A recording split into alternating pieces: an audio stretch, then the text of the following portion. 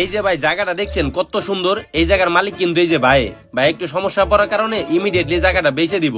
কিন্তু আপনি জায়গাটা দেন কত সুন্দর স্কোয়ার জায়গা, এই জায়গাটা যে কিনবো এর ভাগ্য পরিবর্তন হয়ে যাব।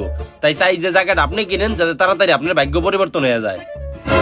কি ভাই এসব কি বলতাছেন? জমি কেনার সাথে আবার ভাগ্য পরিবর্তন হওয়ার কি আছে? আর আল্লাহর রহমতে আল্লাহ আমার ভাগ্য অনেক আগেই পরিবর্তন করে দিছে। আগে আমি 2 বেলা ঠিক মতন খাইতে পারতাম না, আর এখন আমি 3 বেলায় পরিপূর্ণ ভাবে খাইতে পারি। আর আল্লাহর রহমতে কিছু টাকা পয়সা জমাইছি, আর ওই টাকা দিয়ে জমি কিনতে আইছি। হিল্লিগেই তো এখন দিন দিন বুড়িটা খালি বাড়তাছে। কি কইলা তুমি? এ না মানে কইছি কি, আগে তো 2 বেলা ঠিকঠাক মতো খাইতে পারতেন না, এর লিগে পেট একদম চুপসায় থাকতো। আরে এখন তো আলহামদুলিল্লাহ একদম 3 বেলায় ভরপুর খান, এর লিগে একদম বুড়িটা বাড়তাছে। এই তুমি এইভাবে কথা কইতেছো কে? আমি কিন্তু তোমার থেকে বয়সে অনেক বড়। আরে না ভাই, আসলে আমি একটু মজা করলাম আর কি। মজা করছো না? তাহলে তুমি মনে করো তোমার পেনটা খুলে এই কাছে আমি ঝুলাই রাখলাম, তাহলে তোমার কেমন লাগবো? কেন ভাই আমার পেনটা খুলে কাছে ঝুলাই রাখবেন কেন? কারণ তোমার বিয়াই লাগে আমি। বুঝলাম না, আপনি আমার বিয়ে হইবেন মানে? বিয়াই ওই কারণ তুমি এই যে আমার লগে মজা শুরু করছো, আর মজা তো বিয়াই বিয়াইরা করে, এর লেগে আমি মজাটা শেষ দিলাম। আরে ভাই এগুলো মজা বাদ নেন তো, আমরা জমির ব্যাপারে আহি। আপনার যেহেতু জমিটা পছন্দ হয়েছে তাহলে আর কি আমরা একদম কাগজপাতি রেডি করি নাকি? এ ভাই চলেন তো আমরা রেজিস্টার অফিসে যাই। এই ভাই দাঁড়াও, জমি ঠিকই আছে, জমি দেখতেও সুন্দর, সব দিক দিয়ে ভালো আছে, কিন্তু জমির সমস্যা একটাই, জমির একবার রাস্তার একদম কাছাকাছি। 2 দিন পরে রাস্তা বড় হইলে আমার অনেকখানি জমি মার যাইবো। এর চেয়ে ভাই এই জমিটা বাদ দিয়ে তুমি আমার অন্য একটা জমি দেখাও। অন্য জমি না?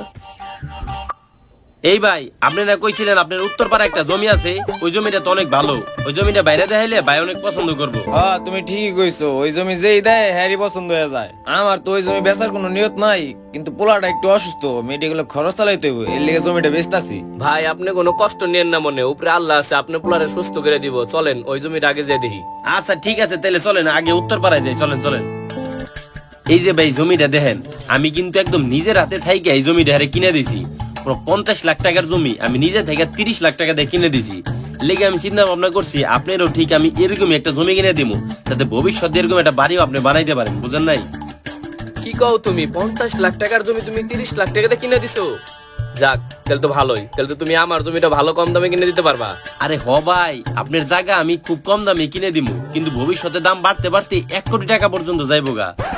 কি কইতাছো ভাই? 1 কোটি টাকা দাম যাইবো? তাহলে না কিনতে না লাগলো 50 লাখ টাকা লাগবো। আর আমার কাছে তো এত টাকা পয়সা নাই, আমি গরিব মানুষ, কষ্ট মষ্ট করে 8-10 লাখ টাকা জমাইছি, ওটি দেই কিনুম, ওর ভিতরে তুমি একটা ভালো জমি দেখে দিও। আরে হেই কথাই তো কইতেছি, ধরেন আপনার 8-10 লাখ টাকার জমি না, ভবিষ্যতে দাম বাড়তে বাড়তে 1 কোটি নাও 50 লাখ তৈব। এই জমিটা তো কত কম দামে কিনে দিয়েছিলাম, এখন দাম কত বেড়ে গেছে, বুঝেন নাই? ওই ভাই, এই জমি আপনি কিনে দিয়েছেন মানে? এটা তো আমার জমি। তোমার জমি মানে?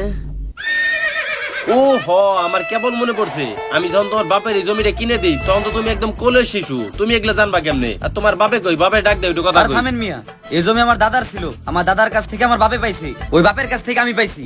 আমার বাপ দাদা দুজনে মরে গেছে, তাইলে আপনি আমার বাপের জমি কিনে দিলেন কোন জায়গা থেকে? এই ভাই ও কি কইতাছে এগুলা? আরে না, হয়তো বা ছোট পোলাপান ভুল করতেছে। এই তোমার বাপের নাম কাশেম না? না, আলহাজ। ও আলহাজ না? তোমার দাদার নাম পিয়াস নাকি? না, সলিম। তেলে তো আমারই ভুল হয়েছে, তেলেও আমার চিনবো কেমনে? আসলে আমি যে জমিটা কিনে দিয়েছিলাম হুবু এরকমই বাড়ি করতেছে, বুঝছেন?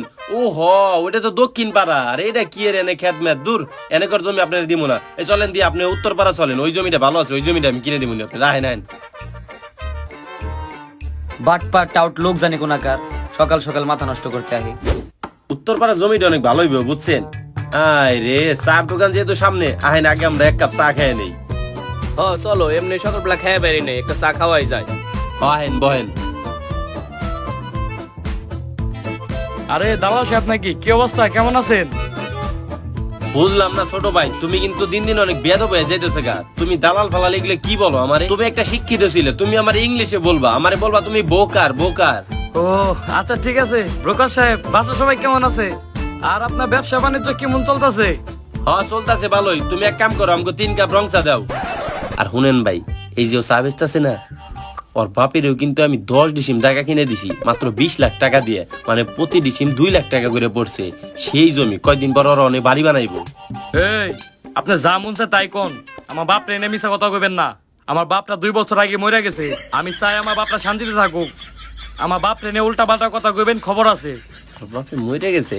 আরে দূর ভাই, আপনি এগুলো পোলাপানের কথা মাথায় নিয়ে না তো। এগুলো পোলাপান জায়গা সম্পর্কে কি বুঝবো, বুঝেন নাই?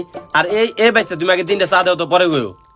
সেরা জায়গা হইলো গিয়ে এই যে আমি এখন জেনে যাইতেছি উত্তরপাড়া জায়গাটা না, জায়গাটা হইলো গিয়ে একদম মারাত্মক জায়গা, দেখলে একদম আপনার পছন্দ হয়ে যাবে সেই জায়গা।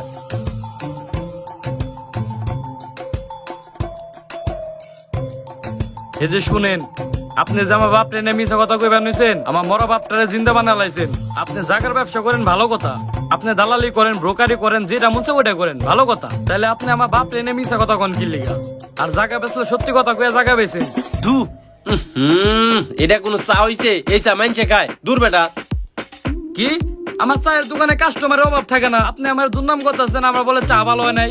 দূর বেটা, এগুলা কোনো চা হইলো? এই থন তো দেখ, তুই যদি এইগুলা চার ফারদার আমাকে সামনে দেস তাহলে কিন্তু তোর দোকান এন থেকে আমরা উঠে দিব। এই কোনে যান আপনি? আমার বিল দিয়ে যান।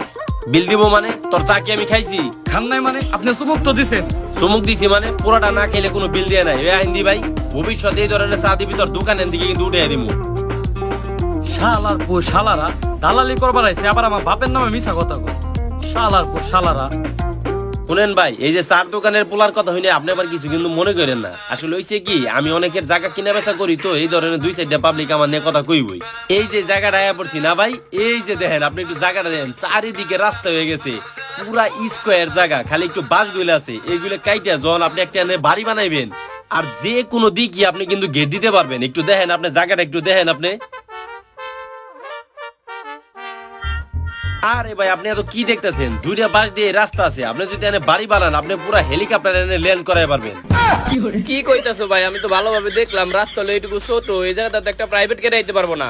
দূর, আপনার কি প্রাইভেট কার আছে? তাহলে আপনি বুঝবেন কেমনে যে এনে প্রাইভেট কার আইবো কেবো না? প্রত্যেক দিন এনে প্রাইভেট কার যায়। আর সবচেয়ে বড় কথা হইলো, আমরা যখন ঘুমাই এনে রাত্রে এনে মাটি ভর্তি ট্রাক যায়, সামনে ওই যে ইট ভাটা আছে। এইটুকু জায়গাতে বলে ট্রাক আপনি যায়। দেন জায়গাটা আপনার পছন্দ হয়েছে নাকি? দেখেন জায়গা আমার ভালো লাগছে, কিন্তু কেমনে কত? এই তো এবার লাইনে আইছেন, যেহেতু জায়গাটা আপনার পছন্দ হয়ে গেছে, তাইলে আর বেশি কথাবার্তা কমো না, ছোট করে একটা কথা কয়ে দিই, আপনি একদম ফিক্সড 18 লাখ টাকা দিন, কালকে আপনার জায়গাটা কি বুঝিয়ে দিই। কইতাছো ভাই? সারাদিন এমনি করে ঘুরে তুমি এখন 18 লাখ টাকার জমি দাইতাছো। তোমার আমি কইলাম আমার পক্ষে 10 লাখ টাকার উপরে যাওয়া সম্ভব না।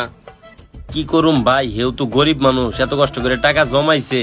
আচ্ছা ঠিক আছে, আমরা একদম ফিক্সড 15 লাখ টাকা দিতে পারুম, এর নিচে আমরা আর যাইতে পারুম না। ভাই শুনো, মেলা কষ্ট করে আমি সর্বোচ্চ 2 লাখ টাকা ধার দেনা করতে পারুম, এর উপরে ভাই আমি যাইয়া পারুম না। তাহলে কি কন, 12 লাখ টাকা এর জায়গাটা দিবেন আপনি? এখন কি আর করার, আমার পোলাই তো মেডিকেলে ভর্তি, ওইখানে ইমার্জেন্সি টাকা জমা দিতে হইব, যেমনি পারেন ইমিডিয়েটলি আমার কিছু টাকা দেন। আচ্ছা ঠিক আছে, তাইলে আমরা ভাইয়ের কথা হইনি, একদম 12 লাখ টাকায় কিন্তু ফিক্সড করলাম, কিন্তু আপনি টাকাটা আজকে দিতে হইব। শুনলেনি তো, ভাইয়ের পোলা হাসপাতালে ভর্তি, ইমিডিয়েটলি টাকা লাগবে। আপনার জমিটা আমরা কালকে বুঝিয়ে দিমু, কিন্তু টাকাটা আজকে দেওয়া লাগবে। কালকে দিবা তো?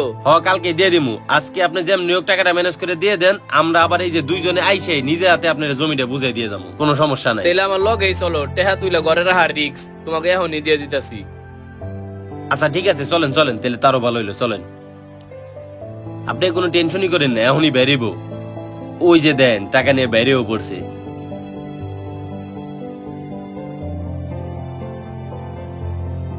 এই নাও ভাই, আমার মেলা কষ্টের ইনকামের টাকা।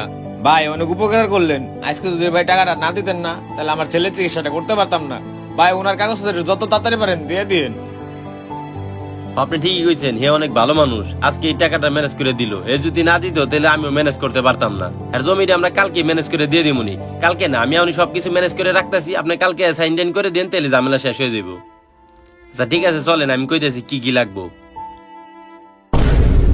এই যে তুই যে ডিজাইনটা দেখতেছিস না, এই ডিজাইন এই জায়গায় বাড়ি বানামু। যাক, ভালোই, আমি ডিজাইনারে বাঁশ গাছগুলো কল অনেক দিতাছি, বড় বড় আছে। ওই কল দিতাছ ঘর না। বানানোর সময় তুই কল কাজে দিয়ে লাগান খোঁজ খবর যাইবো। নিয়ে দেখদি কি হইছে, তুই যাই একটু খোঁজ খবর নিয়ে দেখছিস। ভাই এই জায়গায় বইসা রয়েছেন, আপনারা কোন এলাকার? আমাকে পুরান বাড়ি ওই যে ওই সাইডে। ও তাহলে তো ভালোই হয়েছে, এখন থেকে আপনারা আমার প্রতিবেশী হয়ে গেলেন। প্রতিবেশী মানে? আপনি তো কখনো এই এলাকা আগে দেখি নাই। আমি এলাকায় নতুন, আর এই জমিটা গতকালকে আমি কিনছি। জমি কিনছেন মানে? এই জমি তো আমার। আপনি জমি কার কাছ থেকে কিনছেন? এই যে এলাকার দেলোয়ার আছে না, ওই যে জমি বিক্রি করে, ও তো নাম করা, ওর মাধ্যমে কিনছি। ও, আপনি দেলোয়ারের কাছ থেকে কিনছেন না? দেলোয়ার তো বিশ্ব বাটপার, টাকা পয়সা কি সবকিছু দিয়ে দিছেন নাকি? টাকা তো সব দিয়ে দিছি, কারণ ওই যে যার জমি কিনছি ওর পোলা নাকি বলে সিরিয়াস অসুস্থ। যার পোলা অসুস্থ তার নাম কি সালাউদ্দিন? হ হ হ, সালাউদ্দিন। ঠিকই আছে, আপনার সব টাকা মেরে দিয়ে গেছে গা। ওর নামে 8-10টা মামলা আছে। দেখেন গা, অন্য এলাকায় গিয়ে বউ অসুস্থ কে আবার ধান্দা করতেছে। হাই হাই, কি কইলা তোমরা এটা? আমি 2 লাখ টাকা কিস্তি করে তারপরে টাকা দিছি, আমার 10 লাখ টাকা ছিল, আমি সব টাকা দিছি। ওরা যদি বাটবার বাইরে তাহলে আমার মরা ছাড়া আর কোনো রাস্তা থাকবো না। আল্লাহ ওরে সবকিছু আমার বাটপারি করে নিয়ে গেল। আরে চাচা এখন কান্দে তো লাভ নাই, টাকা পয়সা সব দিয়ে দিছেন, এখন থানায় চলেন, দিয়ে আপনি কোনো ব্যবস্থা করা পারেন নাকি? রাস্তা নাই।